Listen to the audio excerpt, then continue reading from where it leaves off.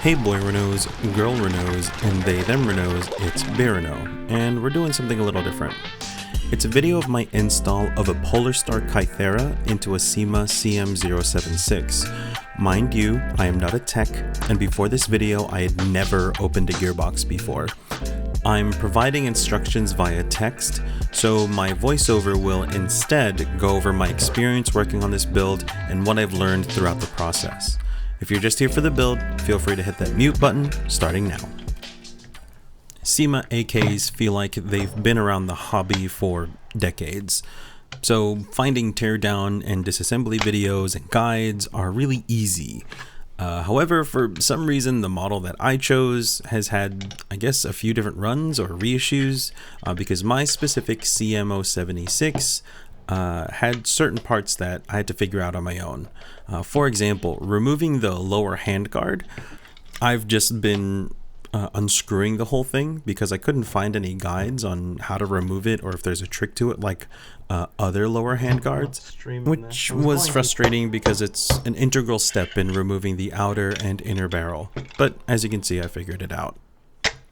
The fire selector switch was pretty intimidating looking when I was watching videos, so I was taking pictures of the layout just in case I forgot, but it ended up being pretty easy once you kind of get it in your hands and start playing with it. When it came to filming this project, I didn't do it all in one sit-down session. I was working in 15 to 20 minute increments, but every time I sat down to work on it, I had cameras rolling. What I didn't film was any time when I needed to go reference a video or go through a guide again. I also didn't film the 2 to 3 hours of tuning that I needed to do for the Kythera system. With that taken out of the equation, even for a beginner like me, the total build time for this project was around 45 minutes. There was a Reddit post that had a guide on installing a Kythera into a version 3 gearbox, specifically AK, that had some pretty key information that was integral to the build, specifically the modification you need to make here by removing this post.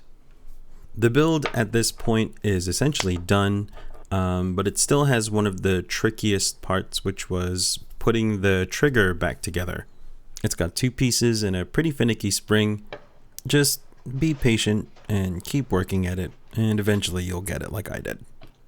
You can see on the lower left hand side of the screen a bunch of black rings and shims that were a pain in the ass to 3D print, and I ended up using none of them. There was, however, a 3D part that was incredibly easy to print that slides in near the trigger assembly to stop the Kythera from rotating. Not that I had that problem in any way, shape, or form, but it was an inobtrusive place, so I figured it was nice to have. The rest of the reassembly was a cakewalk. I didn't even bother needing like YouTube videos or guides on how to do it. I just was able to do it via memory. And keep in mind, this was, once again, the first gearbox I ever opened. Though I do realize there aren't a bunch of finicky gears and stuff that I needed to put back together. Before fully reassembling, I aired up the system and fired a few test shots.